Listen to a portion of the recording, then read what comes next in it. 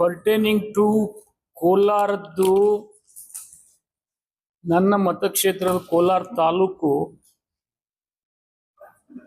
ಹೆಚ್ಚು ಕಡಿಮೆ ಮುಳುಗಡೆ ಆಗಿ 25 ವರ್ಷ ಗತಿಸ್ತಾ ಇದೆ.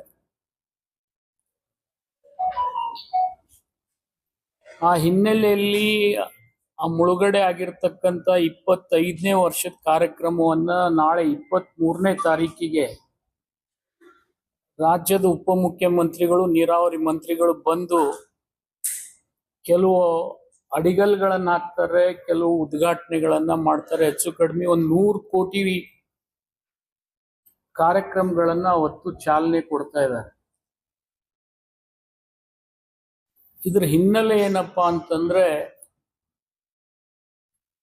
ನಾಳೆ ಉಪಮುಖ್ಯಮಂತ್ರಿಗಳು ಬಂದಾಗ ಈಗಾಗಲೇ ಮುಖ್ಯಮಂತ್ರಿಗಳಿಗೆ ಮತ್ತು ಉಪಮುಖ್ಯಮಂತ್ರಿಗಳಿಗೆ ನಾವು ಒಂದು ಮನವಿಯನ್ನ ಮಾಡ್ಕೊಳ್ತಾ ಇದ್ವಿ. ಏನಪ್ಪಾ ಅಂದ್ರೆ, ಆಲ್ಮಟ್ಟಿ ಅಣೆಕಟ್ಟಿನ ಗೇಟ್ ಅನ್ನ ಎತ್ತರ ಮಾಡಿದ್ರೆ ಯಾವುದೇ ತಕರಾರಿಲ್ಲ ಅಂತ ಹೇಳಿ ಸಲಹೆಗಳನ್ನ ಕಾನೂನಿನ ತಜ್ಞರು ಕೊಟ್ಟಿದ್ದಾರೆ. ಅದರ ಬಗ್ಗೆ ಚಿಂತನೆ ಕೂಡ ಮಾಡ್ತಾ ಇದ್ದಾರೆ. ಅಕಸ್ಮಾತ್ 1 ಮೀಟರ್ ಅನ್ನ ಹೆಚ್ಚು ಮಾಡಿದ್ರೆ ನಮ್ಮ ಬಿಜಾಪುರ ಬಾಗಲಕೋಟೆ ಜಿಲ್ಲೆಗೆ ಅತಿ ಹೆಚ್ಚಿನ ಲಾಭ ಆಗ್ತದೆ. ಯಾಕೆಂದ್ರೆ ನಮಗೆ ಸ್ಕೀಮ್ ಎ ಮತ್ತು ಬಿ ಅಂತ ಹೇಳಿ ಮಾಡಿ ಬಹಳಷ್ಟು ದೊಡ್ಡ ಅನಾಹುತವನ್ನ ಮಾಡಿ ನಮಗೆ ನಮ್ಮ ಪಾಲಿನ ನೀರನ್ನು ಸಿಗದೇ ಇರತಕ್ಕಂಥ ಸ್ಥಿತಿಯಲ್ಲಿ ಬಹುದಿನಗಳಿಂದ ನಾವು ಸಾಕ್ತಾ ಇದ್ದೀವಿ. ಉದಾಹರಣೆಗೆ 80 TMC ಬರ್ಬೇಕು ನಮ್ಮ ಸ್ಕೀಮ್ ಬಿ ನಲ್ಲಿ. ಅದು ಸರ್ವೋಚ್ಚ ನ್ಯಾಯಾಲಯದಲ್ಲಿ ವ್ಯಾಜ್ ಇದೆ ಅಂತ ಹೇಳಿ ಗೆಜೆಟ್ ನೋಟಿಫಿಕೇಶನ್ ಕೇಂದ್ರ ಸರ್ಕಾರ ಮಾಡ್ತಾ ಇಲ್ಲ. ದುರ್ದೈವಶ ನಮ್ಮ MP ಗಳು ಕೂಡ, ರಾಜ್ಯದ MP ಗಳು ಕೂಡ ಅದ್ರ ಬಗ್ಗೆ ಕೇಂದ್ರ ಸರ್ಕಾರದ ಗಮನ ಸೆಳೀತಾ ಇಲ್ಲ. ಮತ್ತು ರಾಜ್ಯ ಸರ್ಕಾರ ಪದೇ ಪದೇ ಕೇಂದ್ರ ಸರ್ಕಾರಕ್ಕೆ ಮನವಿ ಮಾಡ್ತದೆ. ಮಾನ್ಯ ಮುಖ್ಯಮಂತ್ರಿಗಳು ಉಪಮುಖ್ಯಮಂತ್ರಿಗಳು ಕೂಡ ಮಾನ್ಯ ಒಂದು ನಿಯೋಗ ತಗೊಂಡೋಗಿ ಕೇಂದ್ರ ನೀರಾವರಿ ಸಚಿವರನ್ನ ಮನವಿ ಮಾಡಿದ್ರು ಕೂಡ ಆಂಧ್ರದವರು ಬರಲಿಲ್ಲ ಆ ಮೀಟಿಂಗಿಗೆ. ಆ ವಿಷಯದ ಹಿನ್ನೆಲೆಯಲ್ಲಿ ಈಗಾಗಲೇ ನಿಮ್ಮ ರೈತ ಸಂಘದವರು ಕೂಡ ಒತ್ತಡ ಮಾಡ್ತಾ ಇದ್ದಾರೆ. ಆಲ್ಮಟ್ಟಿ ಅಣೆಕಟ್ಟಿನ ಗೇಟನ್ನು ಹಾಕಿ ಹೆಚ್ಚಿಗೆ ನೀರು ನಿಲ್ಲಿಸಿ ಆ ನೀರನ್ನು ಸ್ವಲ್ಪ ಮಟ್ಟಿಗಾದರೂ ಬಿಜಾಪುರ ಜಿಲ್ಲೆಗೆ ಕೊಡಿ. ಅಕಸ್ಮಾತ್ 1 ಮೀಟರ್ ಹೆಚ್ಚಿಗೆ ಮಾಡಿದರೆ ಒಂದು 25ರಿಂದ 30 TMC ನೀರು ಸಿಗ್ತದೆ ನಮಗೆ 80ರಲ್ಲಿ. ಆ 30 TMC ನೀರು ಸಿಕ್ಕರೆ ಅದು ನಮ್ಮ ಜಿಲ್ಲೆಗೆ ಅನುಕೂಲ. ಮತ್ತು ಹೆಚ್ಚು ಕಡಿಮೆ ಒಂದು 22ರಿಂದ 25 ಸಾವಿರ ಎಕರೆ ಜಮೀನು ಮುಳುಗಡೆ ಮಾಡಿದರೆ ಆ 521ಗೆ ಎಷ್ಟು ಬೇಕಾಗ್ತದೆ ಅಷ್ಟು ಕಾಂಪೆನ್ಸೇಷನ್ ಕೊಡ್ತಕ್ಕಂಥ ಅವಕಾಶ ಇದೆ. ಕೇವಲ ಒಂದು 22 ಸಾವಿರ ಎಕರೆ ಜಮೀನು ನೀರಾವರಿ ಮುಳುಗಡೆ ಆಗ್ತದೆ. ಅಷ್ಟು ಕಾಂಪೆನ್ಸೇಷನ್ ಕೊಟ್ಟರೆ, ಅಷ್ಟು ನೀರು ನಿಲ್ಲಿಸಿದ್ರೆ ನಮ್ಮ ಜಿಲ್ಲೆ ಏನು ಇವತ್ತು ಬಚಾವತ್ತ ಅವಾರ್ಡ್ ಆಗಿ ಇಲ್ಲಿವರೆಗೆ ನೀರು ಉಪಯೋಗ ಮಾಡಿಲ್ಲ, ಆ ಉಪಯೋಗ ಮಾಡ್ತಕ್ಕಂಥ ಶಕ್ತಿ ಅದು ನಮಗೆ ಬರ್ತದೆ. ಇಲ್ಲದೇ ಇದ್ರೆ ನಾವು ಬರೇ ನಾವು ಬೇರೆ ಜಿಲ್ಲೆಗೆ ನೀರು ಕೊಡೋದ್ರಲ್ಲೇ ನಮ್ಮ ಕಾಲಹರಣ ನಾವು ಮಾಡ್ತಾ ಇದ್ದೀವಿ. ಇದನ್ನ ಒತ್ತಾಯ ಮಾಡ್ಬೇಕಂತಕ್ಕಂಥದ್ದು ನಮ್ಮ ಜಿಲ್ಲೆ ಎಲ್ಲ ಶಾಸಕರ ಒಂದು ಒತ್ತಾಸ ಇದೆ. ಆ ಹಿನ್ನೆಲೆಯಲ್ಲಿ ಎಲ್ಲ ಶಾಸಕರು ಕೂಡ ಕೋಲಾರದಲ್ಲಿ ಕಾರ್ಯಕ್ರಮಕ್ಕೆ ಬಂದು ಮಾನ್ಯ ಮುಖ್ಯಮಂತ್ರಿಗಳಿಗೆ ಉಪಮುಖ್ಯಮಂತ್ರಿಗಳಿಗೆ ಒತ್ತಾಯ ಮಾಡಬೇಕಂತಕ್ಕಂಥ ಹಿನ್ನೆಲೆಯಲ್ಲಿ ಮತ್ತು ಜೊತೆಗೆ ಕೋಲಾರ ಮುಳುಗಡೆ ಆಗಿರ್ತಕ್ಕಂಥ 25ನೇ ವರ್ಷದ ವರ್ಷಾಚರಣೆ ಕೂಡ ಆಚರಣೆ ಮಾಡಿ ಬಾಗಲಕೋಟೆ ಮುಳುಗಡೆಗೆ ಎಷ್ಟು ಆದ್ಯತೆ ಸಿಗ್ತದೆ ಅಷ್ಟೇ ಆದ್ಯತೆ ಉಳಿದ ಹಳ್ಳಿಗಳಿಗೆ ಸಿಗ್ತಾ ಇಲ್ಲ. R&R ಪ್ಯಾಕೇಜ್ ಅದು ಯಾವುದೇ ಸರ್ಕಾರ ಇರಲಿ, ನಮ್ಮ ಸರ್ಕಾರ ಇರಲಿ, ಬೇರೆ ಸರ್ಕಾರ ಇದ್ದಾಗೂ ಕೂಡ ಬಾಗಲಕೋಟೆಗೆ ಮುಳುಗಡೆ ಸಂತ್ರಸ್ತರಿಗೆ ಎಷ್ಟು ಒತ್ತು ಕೊಟ್ಟು ದುಡ್ಡು ಕೊಟ್ಟಿದ್ದಾರೆ, ಅಭಿವೃದ್ಧಿ ಮಾಡಿದ್ದಾರೆ. ಅದರ ಅರ್ಧ ಕೂಡ ಈ ನಮ್ಮ ಮುಳುಗಡೆ ಆಗಿರ್ತಕ್ಕಂಥ ಹಳ್ಳಿಗಳಿಗೆ ಆಗ್ತಾ ಇಲ್ಲ. ಅದನ್ನು ಕೂಡ ಒತ್ತಾಯ ಮಾಡ್ತಕ್ಕಂಥ ಕಾರ್ಯಕ್ರಮ ಈ ವೇದಿಕೆ ಮುಖಾಂತರ ನಾವು ಮಾನ್ಯ ಉಪಮುಖ್ಯಮಂತ್ರಿಗಳಿಗೆ ಮುಖ್ಯಮಂತ್ರಿಗಳಿಗೆ ಮನವಿ ಸಲ್ಲಿಸ್ತಕ್ಕಂಥ ವಿಚಾರ ಕೂಡ ಇದೆ. ಆ ಹಿನ್ನೆಲೆಯಲ್ಲಿ ನಾವು ಕರೆದಿದ್ದೀವಿ. ಈ ಸಂದರ್ಭದಲ್ಲಿ ಎಲ್ಲ ರೈತ ಸಂಘಟನೆಗಳಿಗೆ, ಹಿರಿಯ ರೈತರಿಗೆ ನಾವು ಒತ್ತಾಯ ಮಾಡ್ತಕ್ಕಂಥದ್ದು ಇಷ್ಟೇ, ನಾವು ಕೂಡ ಈ ಕಾರ್ಯಕ್ರಮಕ್ಕೆ ಭಾಗಿಯಾಗಿ ಮಾನ್ಯ ಮುಖ್ಯಮಂತ್ರಿಗಳಿಗೆ ಉಪಮುಖ್ಯಮಂತ್ರಿಗಳಿಗೆ ಮನವಿಯನ್ನು ಸಲ್ಲಿಸಿ ಒತ್ತಾಯ ಮಾಡಿದರೆ ಜಿಲ್ಲೆಗೆ ಸಹಾಯ ಆಗ್ತದೆ ಅಂತಕ್ಕಂಥದ್ದು ನಮ್ಮ ಜಿಲ್ಲಾ ಸಚಿವರು, ಶಾಸಕರು ಎಲ್ಲರೂ ಕೂಡ ಒತ್ತಾಯ ಮಾಡ್ತೀವಿ. ನಾವು ಕೂಡ ಸಾರ್ವಜನಿಕರಲ್ಲಿ ವಿನಂತಿ ಮಾಡ್ತೀವಿ, ಅವರು ಕೂಡ ಪಾಲ್ಗೊಂಡು ಮನವರಿಕೆ ಮಾಡಿಕೊಡ್ತಕ್ಕಂಥ ಪ್ರಯತ್ನ ಮಾಡಲಿ ಅಂತೇಳಿ ಈ ಸಭೆಯನ್ನು ನಾವು ಕರೆದಿದ್ದೇವೆ. ನಾಳೆ ಎಷ್ಟು ಗಂಟೆ ಕೊಡ್ತಾರೆ? 23ನೇ ತಾರೀಕಿಗೆ 12 ಗಂಟೆಗೆ ಅವ್ರ ಕಾರ್ಯಕ್ರಮ ಪ್ರಾರಂಭ ಆಗ್ತದೆ.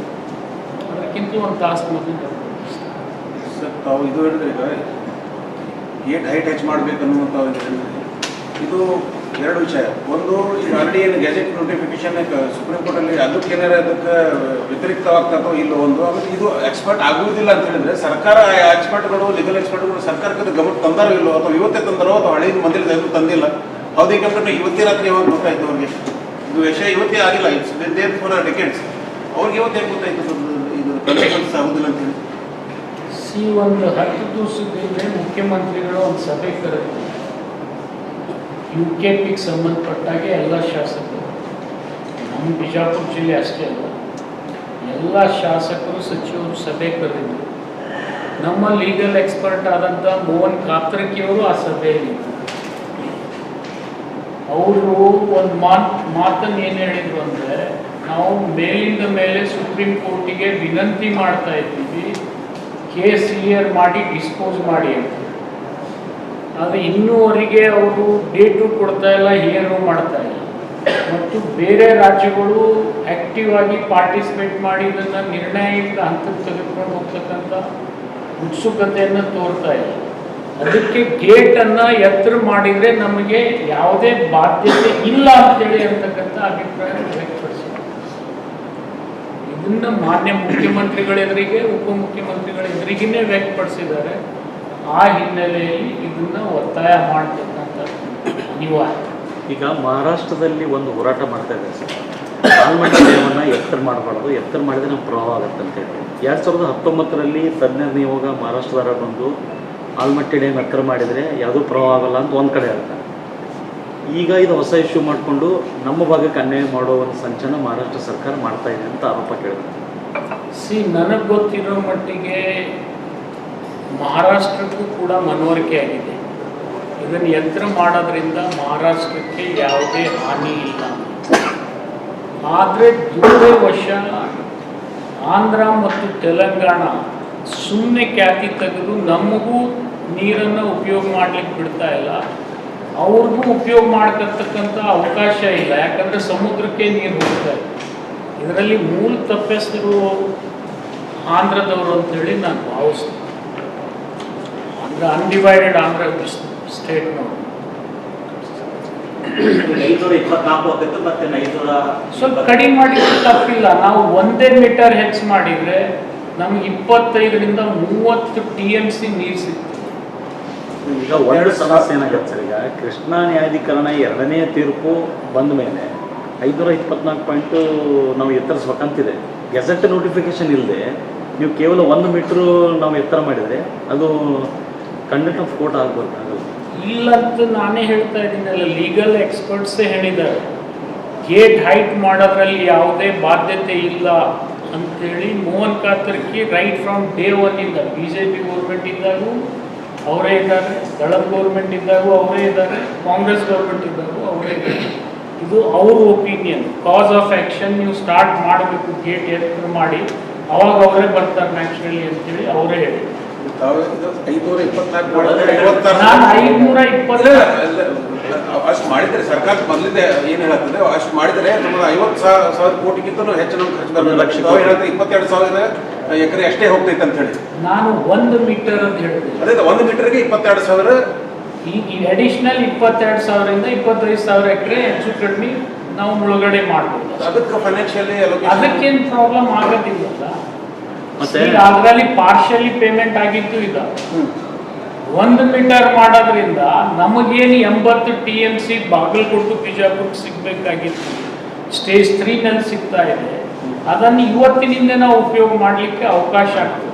ಫೈನಾನ್ಷಿಯಲ್ ಜಾಸ್ತಿ ಜಾಸ್ತಿ ಬರ್ಡನ್ ಬರಲ್ಲ. ಒಂದು ರೀತಿಯಿಂದ ಇದು ಹಂತ ಹಂತವಾಗಿ ಅದನ್ನ ಲೈವ್ ಎಸ್ಟಿಮೇಟ್ ನನ್ನ ಕಡೆ ಇಲ್ಲ. ಅದು ಆದ್ರೂ ಕೂಡ ನಮಗೆ ಹೆಚ್ಚು ಕಡಿಮೆ ಒಂದು 30 TMC ನೀರು ನಮಗೆ ಸಿಕ್ಕರೆ ಇವತ್ತು ಲಕ್ಷಾವಧಿ ಎಕರೆ ಜಮೀನು ನೀರಾವರಿ ಆಗ್ತದೆ. ನಮ್ಮ ಕುಡಿಯುವ ನೀರಿನ ಸಮಸ್ಯೆ ಬಗೆಹರಿಯುತ್ತದೆ. ಕೆರೆಗಳು ತುಂಬತಕ್ಕಂಥ ಏನು ಇನ್ಫ್ರಾಸ್ಟ್ರಕ್ಚರ್ ನಾವು ಕ್ರಿಯೇಟ್ ಮಾಡ್ಕೊಂಡಿರ್ತೀವಿ, 100 ಕೆರೆಗಳನ್ನು ತುಂಬತಕ್ಕಂಥ ಯೋಜನೆ ಜಾರಿಗೆ ತಂದೀವಿ. ಆದ್ರೆ ನೀರು ಇರ್ತಿದ್ರೆ ಏನು ತುಂಬ. ಅದಕ್ಕೆ ಈ ಒತ್ತಾಸೆಯನ್ನು ನಾವು ನಾಳೆ DCM ಅವ್ರು ಬಂದಾಗ CM ಅವರು ಕೂಡ ಇದ್ರ ಬಗ್ಗೆ ಸ್ವಲ್ಪ ಗಮನ ಹರಿಸ್ಬೇಕು ಅಂತೇಳಿ ಇದು ಕೂಡ ಒಂದು ನಮ್ಮ ಮನವಿ. ಇದ್ರ ಮೇಲೆ ಸರ್ಕಾರದ ಏನೋ ಎಕ್ಸ್ಪರ್ಟ್ ಕಮಿಟಿ ರಚನೆ ಮಾಡಬೇಕಾಗ್ತದೆ. ಏನು ಎಕ್ಸ್ಪರ್ಟ್ ಕಮಿಟಿ ಅವಶ್ಯಕತೆನೇ ಇಲ್ಲ.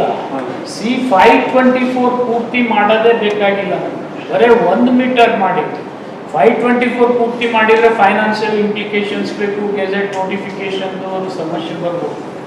ಆದರೆ ಈಗ ಸದ್ಯಕ್ಕೆ ಗೇಟ್ ಹೈಟ್ ಮಾಡಿ ನಾವು ಬರೀ 521 ತನಕ ನೀರು ಉಪಯೋಗ ಮಾಡಿದರೆ ನಮ್ಮ ಜಿಲ್ಲೆಗೆ ಅನುಕೂಲ ಆಗ್ತದೆ. ನಮ್ಮ ಮತ್ತು ಬಾಗಲಕೋಟೆಗೆ ನಿಮ್ಗೆ ಹೇಳ್ಬೇಕಂದ್ರೆ ಅಲ್ಲಿ ಕೆರೆ ತುಂಬು ಯೋಜನೆಗಳಿದ್ದಾವೆ, ನಮ್ಮೂ ಕೂಡ ಇದ್ದಾವೆ. ನಾವು ಹೊಸ ಮಂಜೂರಾತಿ ತಗೊಂಡಿವಿ. ಇಂಡಿಯವರು ತಗೊಂಡಿದ್ದಾರೆ, ಸಿಂಧಿಗೆ ಅವರು ತಗೊಂಡಿದ್ದಾರೆ. ಇವೆಲ್ಲದಕ್ಕೂ ಅನುಕೂಲ ಆಗ್ತದೆ. ಇಲ್ಲದೆ ಇದ್ರೆ ಏನಾಗ್ತದೆ, ಪ್ರತಿ ಸರ್ತಿ ನಾವು ಈಗ ಗೆಜೆಟ್ ನೋಟಿಫಿಕೇಶನ್ ಆಗಿ ಸ್ಕೀಮ್ ಏನಲ್ಲಿ ರಾಯಚೂರು, ಯಾದಗಿರಿ, ಗುಲ್ಬರ್ಗಾದವ್ರಿಗೆ ನೀರು ಹೋಗ್ತದೆ, ನಮಗೆ ಅವಕಾಶ ಇಲ್ಲ. ಅದಕ್ಕೆ ಈ ಒತ್ತಾಯವನ್ನು ನಾವು ಮಾಡ್ತೀವಿ. ನಾವೇನಂತ ಮೋಹನ್ ಕಾತರ್ಕಿ ಅವರಿಂದ ಮುಖ್ಯಮಂತ್ರಿಗಳ ಸಮಕ್ಷಮೇ ಆಯ್ತು ಅಂತ ಅವಾಗ ಮುಖ್ಯಮಂತ್ರಿ ಅದ್ರ ಬಗ್ಗೆ ರಿಯಾಕ್ಷನ್ ಏನು ಕೊಟ್ಟಿಲ್ಲ. ಅವ್ರು ಮಾಡೋಣ ಅಂತ ಹೇಳಿದ್ದಾರೆ. ಪೇಪರ್ನಲ್ಲಿ ಕೂಡ ಬಂತಲ್ಲ, DK ಶಿವಕುಮಾರ್ CM ಇಬ್ಬರು ಕೂಡ ಹೇಳಿದ್ರು ಮಾಡ್ಬೇಕಂತಕ್ಕಂಥ ಹೆಚ್ಚಿನ ಶಕ್ತಿ ವ್ಯಕ್ತಪಡಿಸೋಣ ಅಂತ ಹೇಳಿದ್ದಾರೆ. ನಾವು ಅದನ್ನೇ ಈಗ ಒತ್ತಾಯ ಮಾಡ್ತೀವಿ. ಕೋಲಾರ 25ನೇ ವರ್ಷಾಚರಣೆ ಆಗ್ತಿದೆ. ಸಮಸ್ಯೆ ಅಂದ್ರೆ ಅದು ಕೂಡ ಶಿವಳ ತನಿಖೆ ಆಯಿತು, ಅದು ಪ್ರಾಧಿಕಾರತೆ ಆಯ್ತಾ. ಆ ನಿವೇಶನ ಬಗ್ಗೆ ತಾವೇನು ನಿವೇಶನ ಸಮಸ್ಯೆಗಳ ಯಾರು ರೇಸ್ ಮಾಡಿದ್ರು? ನಿವೇಶನಗಳ ಬಗ್ಗೆ ಬೋಗಸ್ ಇದ್ದಿದ್ದು ರೇಸ್ ಮಾಡಿದ್ದೆ ನಾನು. ಮತ್ತು ನಾನೇ COD ಕೊಡಿಸಿದ್ದೀನಿ. ಇಲ್ಲಿವರೆಗೆ ಯಾರೂ ಕೊಡಿಸಿದ್ದಿಲ್ಲ. COD ಕೊಡಿಸಿ ಎನ್ಕ್ವೈರಿ ಒಂದು ಹಂತಕ್ಕೆ ಬಂದಿದೆ. ಅದನ್ನು ಕಂಪ್ಲೀಟ್ ಮಾಡ್ರಿ ಅಂತೇಳಿ ನಾನೇ R&R ಆಫೀಸ್ನಲ್ಲಿ ಹೋಗಿ GM ಜೊತೆ ಒಂದು ಮೀಟಿಂಗು ಮಾಡಿ 3 ತಿಂಗಳೂ ಆಗಿಲ್ಲ, 2.5 ತಿಂಗಳು 3 ತಿಂಗಳಾಗಿಲ್ಲ. ಮೀಟಿಂಗ್ ಮಾಡಿ ಈ ಕೇಸನ್ನು 1100 ಫೇಕ್ ಹಕ್ಕುಪತ್ರ ಇದಾವೆ. ಇದು ಬರೀ ಕೋಲಾರ ಒಂದೇ ಅಲ್ಲ, ಎಲ್ಲ ಪುನರ್ವಸತಿ ಕೇಂದ್ರಗಳಲ್ಲಿ R&R ಆಫೀಸ್ನಲ್ಲಿ ಆಫೀಸರ್ಸ್ ಜೊತೆ ಕೆಲವು ಏಜೆಂಟ್ರು ಇನ್ವಾಲ್ವ್ ಆಗಿ ಫೇಕ್ ಹಕ್ಕುಪತ್ರಗಳನ್ನು ಕ್ರಿಯೇಟ್ ಮಾಡಿದ್ದಾರೆ. ಅದರ ಫಸ್ಟ್ ಬಿಡದವನೇ ನಾನು. 56 ಕೇಂದ್ರಗಳಲ್ಲಿ ಕೃಷ್ಣಾಪಟ್ಟಣದ ನೀರಾವರಿ ಯೋಜನೆಗಳಿಗೆಲ್ಲ ಹಣ ಇಡ್ತೀವಿ, ಲಕ್ಷ ಕೋಟಿ ಎಲ್ಲ ಖರ್ಚು ಮಾಡ್ತೀವಿ ಅಂತ ಸಂಕಲ್ಪ ಮಾಡಿ 2 ಬಜೆಟ್ ಆಯಿತು, 2 ವರ್ಷ ಅಂದ್ಕೊಂಡಂಗೆ ಸಂಕಲ್ಪ ಮಾಡಿದಂಗೆ ಆಗ್ತಾನೆ. ನೋಡಿ, ಈಗ ಬಂದಿರೋ ವಿಷಯನೇ ಆಲ್ಮಟ್ಟಿ ನೀರು ನಿಲ್ಲಿಸಿದ್ರೆ ಗೆಜೆಟ್ ಒಂದು ವಿಚಾರ ಬರ್ತದಂತೇಳಿ ಅದು ವಾಟರ್ ಡಿಸ್ಪ್ಯೂಟ್ ಇಶ್ಯೂಸ್ ಸಲುವಾಗಿ ಇದು ಡಿಲೇ ಆಗ್ತಾ ಇದೆ. ಅದನ್ನು ಡಿಲೇ ಆಗ್ತಾ ಇದ್ರು ಕೂಡ ನಾವು ಅಟ್ಲೀಸ್ಟು ಪೂರ್ತಿ ಹೈಟ್ ಬೇಡ, ಅಟ್ಲೀಸ್ಟ್ ನಾವು ಇಲ್ಲಿವರೆಗೆ ಏನು ಖರ್ಚು ಮಾಡಿದ್ದೀವಿ ಅದನ್ನಾದ್ರೂ ಉಪಯೋಗ ಮಾಡ್ಕೋಬೇಕಲ್ಲ. ಅದನ್ನ ಈಗ ಒತ್ತಾಯ ಮಾಡಿ ಅದಕ್ಕಿನ್ನೂ ಹೆಚ್ಚಿನ ಒತ್ತು ಕೊಡ್ರಂತೆ ಈ ಮನವಿಯನ್ನು ನಾವು ಸಲ್ಲಿಸ್ತಾ ಇದ್ದೀವಿ. ಕೃಷ್ಣಾ ಜಲಾಂದೋಲನ ಸಂಕಲ್ಪ ಯಾತ್ರೆ ಮಾಡಿ ಕೃಷ್ಣಾಪಟ್ಟಣದ ನೀರಾವರಿ ಯೋಜನೆಗಳಿಗೆ ನಾವು ಪ್ರತಿ ವರ್ಷ ಅನುದಾನ ಇಡ್ತೀವಿ.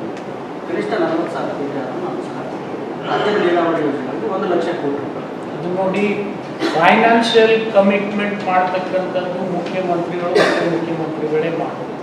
ನಾವು ಅದನ್ನೇ ಒತ್ತಾಯ ನಾಳೆ ಮಾಡ್ತೇವೆ.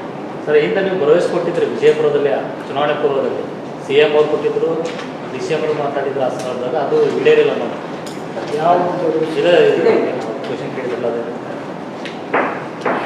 ಭರವಸೆ ಕೊಟ್ಟಿದ್ದನ್ನು ನಿಮ್ಗೆ ಗೊತ್ತಿದೆ, ನಾವು ಕೊಟ್ಟಿವಿ, BJP ಅವರು ಕೊಟ್ಟಾರೆ. ಬಟ್ ಮಾಡದೇ ಇರೋದಕ್ಕೆ ಗೆಜೆಟ್ ನೋಟಿಫಿಕೇಶನ್ ಅಡ್ಡಿ ಇದೆ ಅನ್ನೋದು ನಿಮಗೂ ಗೊತ್ತಿದೆ.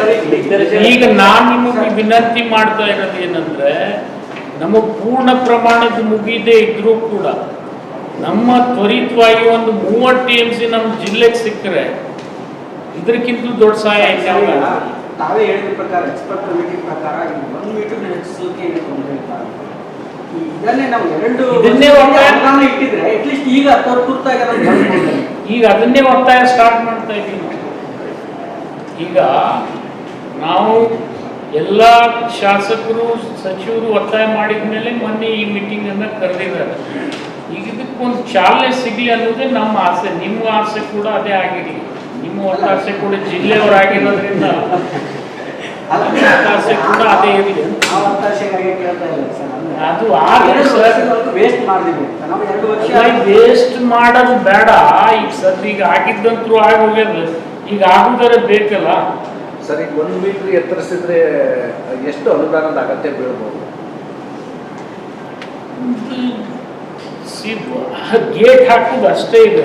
ಲ್ಯಾಂಡ್ ಅಕ್ವಿಷನ್ ಕಾಸ್ಟ್ ವೇರಿಯೇಷನ್ ಆಗ್ತದೆ. 22,000ರಿಂದ 25,000 ಎಕರೆ ತನಕ ಅಕ್ವಿಷನ್ ಆಗತ್ತೆ. ಅದು R&R ಇರ್ಬೋದು, ನೀರು ನಿಲ್ಲಿಸೋದಿರ್ಬೋದು, ಎಲ್ಲ ಸೇರಿ ಲೈನ್ ಎಸ್ಟಿಮೇಟ್ ಮೇಲೆ ಹೇಳೋಕ್ಕಾಗೋದಿಲ್ಲ. ಯಾಕಂದರೆ ಕೆಲವು ಬ್ಯಾಚ್ಗಳು ಕೋರ್ಟಿಗೂ ಹೋಗ್ತಾರೆ, ಕೋರ್ಟು ತೀರ್ಮಾನ ಮಾಡ್ತಾರೆ. ಅದು ಏನೀಗ 1 ಲಕ್ಷ ಕೋಟಿ ಅಂತ ಟೋಟಲ್ ಒಂದು ಟೋಟಲ್ ಅವರಲ್ಲಿ ಅಂದಾಜಿದೆ ಎಲ್ಲ ಸೇರಿ. ಅದರಲ್ಲಿ ಒಂದು ಕಾಲ್ ಭಾಗ ಒಂದು 25,000 ಕೋಟಿ ಆದ್ರೂ ಹೋಗ್ಬೋದು. ಅಟ್ಲೀಸ್ಟ್ ಈಗ ಉಳಿದ 3 ವರ್ಷನಾಗಾರೆ ಒತ್ತು ಕೊಟ್ಟರೆ ಅಟ್ಲೀಸ್ಟ್ ಈಗ 1 ಮೀಟರ್ ಆದರೂ ನಮ್ಗೆ ಲಾಭ ಆದರೆ ಅಟ್ಲೀಸ್ಟ್ ನಮ್ಮ ಹಸು ಏನದ ಅದು ಇಂಗ್ತದೆ ಅಷ್ಟೇ.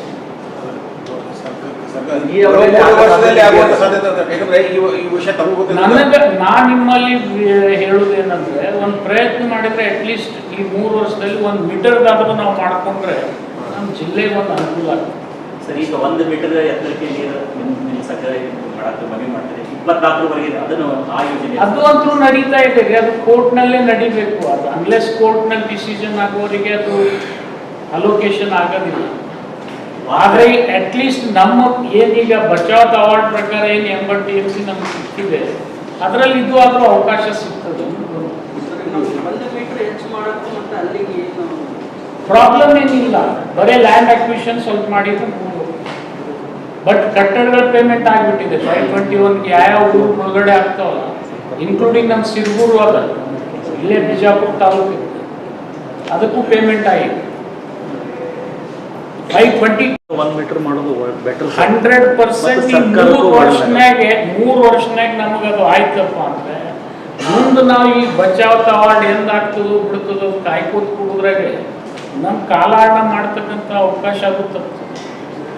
ಹೈಪೋಥೆಟಿಕಲ್ ಅಷ್ಟೇ. ಈಗ 1 ಮೀಟರ್ಗೂ ಆಂಧ್ರ ಪ್ರದೇಶ ಅದಕ್ಕೆ ಸಂಬಂಧ they cannot object. They cannot object. See, they want to increase their stake ಅಷ್ಟೇ. ಅದು that will be decided in the court. ಅದನ್ನು ಅವ್ರು ಚಾಲೆಂಜ್ ಮಾಡಿದಾಗ ಅವ್ರು ಮಾಡ್ಕೊಳ್ಳಿ. ನಮಗೆ 80 TMC ಅಲೋಕೇಶನ್ ಮಾಡಿದ್ರಲ್ಲಿ ಏನು ಕಡಿಮೆ ಆಗಿದೆ? ಅಕಸ್ಮಾತ್ ಕಡಿಮೆ ಆದ್ರೂ ಕೂಡ ಮೋಹನ್ ಕಾತರ್ಕಿ ಅವರ ಒಪಿನಿಯನ್ ಏನಿತ್ತು, ಭಾಳ ಆದ್ರೆ ಒಂದು 5 TMC ಕಡಿಮೆ ಆಗ್ಬೋದು. ಆ 5 TMC ಕಡಿಮೆ ಆಗ್ತದೋ, ಇದ್ದಷ್ಟೇ ಉಳಿತದೋ, ಹೆಚ್ಚಾಗ್ತದೋ, ದಟ್ ಈಸ್ ಅ ಭವಿಷ್ಯದ ನಿರ್ಧಾರ. ಅಟ್ಲೀಸ್ಟ್ ನಮಗೆ 80 TMC ಒಳಗೆ 40 TMC ನಾವು ಉಪಯೋಗ ಮಾಡ್ಕೊಳ್ತಕ್ಕಂಥ ಪ್ರಯತ್ನ ಮಾಡೋಣ. 1 ಮೀಟರ್ಗೆ ಯಾವುದು ಅಬ್ಜೆಕ್ಷನ್ ಬರೋದಿಲ್ಲ ಅಂದ್ರೆ ಬೆಟರ್ ಎಕ್ಸ್ಪ್ಲೋರ್ ಇಟ್ ಅಂತ ಹೇಳಿ ಮೋಹನ್ ಕಾತರ್ಕಿನೇ ಮಾನ್ಯ ಮುಖ್ಯಮಂತ್ರಿಗಳಿಗೆ, ಉಪಮುಖ್ಯಮಂತ್ರಿಗಳಿಗೆ ಸಲಹೆ ಕೊಟ್ಟಿದ್ದಾರೆ. ಕಾಸ್ ಆಫ್ ಆಕ್ಷನ್ ನಮ್ಮಿಂದ ಶುರು ಆಯ್ತಪ್ಪ ಅಂದ್ರೆ ಬೇರೆ ಸ್ಟೇಟ್ದವ್ರು ತಾವೇ ರಿಸ್ಪಾಂಡ್ ಮಾಡ್ತಾರೆ. ನೀವು ಮಾಡ್ರೂ ಒತ್ತಾಯನೂ ಅವ್ರದ್ದು. ಓಕೆ ಸರ್, ಈಗ ಮತ್ತು ಮೊನ್ನೆ ಬಾಗಿನ ಆಫೀಸರ್ ಬಂದಾಗ CM ಅವರು ರಿಯಾಕ್ಟ್ ಮಾಡಿದ್ದಾರೆ ಬಗ್ಗೆ. ಮತ್ತು ಬಜೆಟ್ನಾಗ ಕಾವೇರಿಗೆ ಅಷ್ಟೇ ಇಟ್ಟಿದ್ದಾರೆ, ಇಲ್ಲಿ ನಮ್ಮ ಕೃಷ್ಣ ಆರತಿಗೆ ನಾನು ಅದರಲ್ಲಿ ಭಾಳ ಆಸಕ್ತಿ ಇಲ್ಲ ಕೃಷ್ಣ ಆರತಿಯಲ್ಲಿ. ಯಾಕಂತಂದ್ರೆ ಪೂಜೆ ಮಾಡೋದಷ್ಟೇ. ಅಲ್ಲಿ ಮಾಡಲಿ ಇಲ್ಲಿ ಮಾಡಲಿ ನಮ್ದೇನದು ಈಗ ನಾವು ಬೇರೆ ರಾಜ್ಯದ್ದು ನಾವು ಕಲಿಬೇಕಂತ ಅನ್ಕೊಂಡಿದ್ದೇನೆ. ನಾವು ಪ್ರತಿ ವರ್ಷ ಬಾಗಿನ ಹಾಕ್ಬಂದು ಮಾಡೇ ಮಾಡ್ತೀವಿ. ನನ್ನ ವೈಯಕ್ತಿಕ ಅಭಿಪ್ರಾಯ ಇದು ಸರ್ಕಾರದ. ಸರ್, ಮೊಸರು ನಾಡೋತ್ಸವ ಏನೇನಿರ್ತದೆ ಸರ್? ಈಗ ಏನಿಲ್ಲ, ಮೊಸರು ನಾಡೋತ್ಸವಕ್ಕೆ ಏನು ಅವ್ರು ಮೊಸರು ಫೇಮಸ್ ಅಲ್ಲ ಕೋಲಾರದು, ಅದಕ್ಕೆ ಮೊಸರು ಹಂಚ್ತಾರೆ. ಅವತ್ತು ನಿಮಗೂ ಹಂಚ್ತಾರೆ. ಸರ್, ಈಗ ಬಾಗಲಕೋಟೆ ಸಿಗ್ತಾ ಇರೋ ಆದ್ಯತೆ ಕಾಳಜಿ ಬಿಜಾಪುರದಲ್ಲಿ ಗಡಿಬಿಡಿ ಪ್ರದೇಶಕ್ಕೆ ಸಿಗ್ತಾ ಇದೆ. ಇನ್ನೊಂದು ಮೊನ್ನೆ ಒಂದು ಸ್ಮಾಲ್ ನಡಳಿಯವರು ಒಂದೇನೋ ಪ್ರೆಸ್ ಕಾನ್ಫರೆನ್ಸ್ ಮಾಡಿ ತೊಗರಿ ಬಗ್ಗೆ ಮಾತಾಡಿದ್ರು.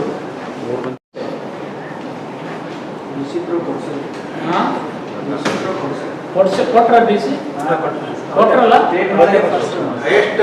ಕೊಟ್ರಲ್ಲ ಸಾಕು. ಅದೇ ನಾನು ನಡಳಿಯವರಲ್ಲಿ ವಿನಂತಿ ಮಾಡ್ತೀನಿ, ಅದರ ರಾಜಕಾರಣ ಮಾಡೋದು ಬೇಡ. ಯಾಕೆಂದ್ರೆ ಹಾಯೆಸ್ಟ್ ತೊಗರಿ ಖರೀದಿ ಮಾಡಿ ಗುಲ್ಬರ್ಗ ನಾವೇ ಖರೀದಿ ಮಾಡಿದ್ವಿ, ನಾವೇ ಪೇಮೆಂಟ್ ಹೆಚ್ಚಿಗೆ ಮಾಡಿದ್ವಿ. ಮತ್ತು ರಾಜ್ಯ ಸರ್ಕಾರದ ಹಣನೂ ಬಿಡುಗಡೆ ಮಾಡುತ್ತೆ. ಓಕೆ, ತೊಗರಿ ಬೆಳೆ ಲಾಸ್ ಆಗಿದೆ ಸರ್. ಅದು ನೋಡ್ರಿ, ನಾನು ತೊಗರಿ ಬೆಳೆಯನ್ನ ಬೆಂಬಲ ಬೆಲೆ ಕೊಟ್ಟು ಪ್ರೊಕ್ಯೂರ್ ಮಾಡಿದ್ದನ್ನ ನನ್ನ ಪ್ರಯತ್ನ. ತೊಗರಿ ಬೆಳೆ ಲಾಸ್ ಆಗಿದ್ದು ಜಿಲ್ಲಾ ಉಸ್ತುವಾರಿ ಮಂತ್ರಿಗಳು ಕೊಡ್ತಾರೆ. ಸರ್, ಸರ್ಕಾರಿ ಸಕ್ಕರೆ ಕಾರ್ಖಾನೆಗಳೆಲ್ಲ ಲಾಸ್ ಮಾಡಿದ್ದಾರೆ, ಎಲ್ಲ ಅಮೌಂಟ್ ಕೊಡಬೇಕು. ಸರ್ಕಾರಿ ಸಕ್ಕರೆ ಕಾರ್ಖಾನೆಗಳೆಲ್ಲ ಸಾಲ ನೋಡಿ, ಇಲ್ಲ, ಈಗ ಸರ್ಕಾರಿ ಸಕ್ಕರೆ ಕಾರ್ಖಾನೆಗಳು ಲಾಸ್ನಲ್ಲಿ ಇದ್ದಿದ್ದು ಇವತ್ತಿಂದಲ್ಲ, ನಿರಂತರ 10-12 ವರ್ಷದಿಂದ ಲಾಸ್ನಲ್ಲಿ ಇರ್ತಕ್ಕಂಥವು ಕಾರ್ಖಾನೆಗಳಿದ್ದಾವೆ. ಜೊತೆಗೆ ನಂದಿ ಅಂತ ಸಕ್ಕರೆ ಕಾರ್ಖಾನೆ ಕೂಡ ಪಾಪ ಇತಿಹಾಸದಲ್ಲೇ ಭಾಳ ಒಳ್ಳೆ ಕಾರ್ಖಾನೆ. ಅದರ ದುರ್ದೈವಶ ಅದಕ್ಕೂ ಇವತ್ತು ಒಂದು ಸ್ವಲ್ಪ ರೋಗ ಬಂತು. ನಿಮ್ಗೆ ಗೊತ್ತಿದೆ, ಅದು ನಡೆದ ಎನ್ಕ್ವೈರಿ ಕೋರ್ಟ್ನಲ್ಲಿ ಕೂಡ ಇದೆ. ಅದು ಸಬ್ಜುಡಿಸ್ ಆಗ್ತದೆ. ಆ ಹಿನ್ನೆಲೆಯಲ್ಲಿ ಅದ್ರ ಬಗ್ಗೆ ನಾನು ಹೆಚ್ಚಿಗೆ ಹೇಳೋದಿಲ್ಲ. ನಾನು ಮಾನ್ಯ ಮುಖ್ಯಮಂತ್ರಿಗಳಲ್ಲಿ ವಿನಂತಿ ಮಾಡಿಕೊಂಡಿದ್ದೆ, ಏನಪ್ಪ ಅಂತಂದರೆ ಕೇಂದ್ರ ಸರ್ಕಾರ ನಫೆಡ್ನಿಂದ ಕನ್ಸೆಷನಲ್ ರೇಟ್ನಲ್ಲಿ ಫೈನಾನ್ಸ್ ಮಾಡೋಕ್ಕೆ ರೆಡಿ ಇತ್ತು, only for cooperative sugar industries. 10,000 ಕೋಟಿ ಇಟ್ಟಿತ್ತು. ಆವಾಗ ನಾನೇ ಮುಖ್ಯಮಂತ್ರಿಗಳಲ್ಲಿ ಹೋಗಿದ್ದೆ. ನಮ್ಮಲ್ಲಿ 12ರಿಂದ 13 ಸರ್ಕಾರಿ ಸಕ್ಕರೆ ಕಾರ್ಖಾನೆಗಳದಾವು. ರಿವೈವ್ ಮಾಡೋಕ್ಕೆ ಇದೊಂದು ಅವಕಾಶ ಇದೆ. ನಮಗೆ ಬರೀ ಇಂಟ್ರೆಸ್ಟ್ ಕೊಡೋದಂಥ ಬರ್ಡನ್ ಕೂಡ ಬರೋದಿಲ್ಲ. ಇದನ್ನು ಉಪಯೋಗ ಮಾಡೋಣ ಅಂತೇಳಿ ಆ ಸಂದರ್ಭದೊಳಗೆ ಸ್ವಲ್ಪ ಅವ್ರು ತಡ ಮಾಡಿರೋದ್ರಿಂದ ಬೇರೆ ರಾಜ್ಯಗಳು ಆ 10,000 ಕೋಟಿಯನ್ನು ಉಪಯೋಗ ಮಾಡಿದರು. ನಮ್ಮವರು ಉಪಯೋಗ ಮಾಡ್ಕೊಳ್ಳಿಲ್ಲ. ಮಹಾರಾಷ್ಟ್ರ, ಬೇರೆ ರಾಜ್ಯದವರು ಉಪಯೋಗ ಮಾಡಿಕೊಂಡು, ಮ್ಯಾಕ್ಸಿಮಮ್ ಮಹಾರಾಷ್ಟ್ರದವ್ರು ಮಾಡ್ಕೊಂಡು.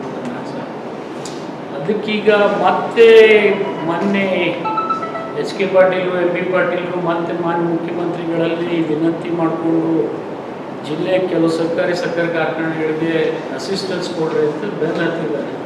ಏನಾಗ್ತದೆ ನೋಡ್ಬೇಕು. ಸರ್, ಗುಲಾಬ್ ಮೊಸರು ಅಂತ ಏನೋ ಬ್ರ್ಯಾಂಡ್ ಅದ, ಏನಾದರೂ ಅದಕ್ಕೆ ಒತ್ತು ಕೊಟ್ಟು ಏನಾದರೂ ಬ್ರ್ಯಾಂಡ್ ಥರ ಮಾಡೋದ್ರ ಫೇಮಸ್ ಅದ ನೋಡೋಣೀಗ.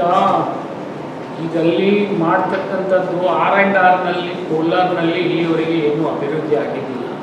ಒಂದು ಡಾಂಬರ್ ರಸ್ತೆಗಳಿರಲಿಲ್ಲ, ಸರ್ಕಾರಿ ಕಟ್ಟಡಗಳಿರಲಿಲ್ಲ. ಇದೆಲ್ಲ ಈಗ ಮಾಡಿದ್ದೀವಿ ಕಳೆದ 10 ವರ್ಷದಲ್ಲಿ. ನಾ ಯಾವ ಉದ್ಘಾಟನೆ ಮಾಡಿಲ್ಲ, ಯಾವ ಅಡಿಗಲ್ ಹಾಕಿಲ್ಲ. ಆದರೂ ನಾಳೆ ತಾವೆಲ್ಲ ದಯಮಾಡಿ ಬಂದರೆ ಏನೇನು ಮಾಡಿದೀವೋ ತೋರಿಸ್ತೀವಿ, ಏನು ಮಾಡ್ತೀವಿ ಅದನ್ನು ಹೇಳ್ತೀವಿ. Thank you. जुड़े रहिएगा आपके अपने चैनल बीजापुर समय के साथ।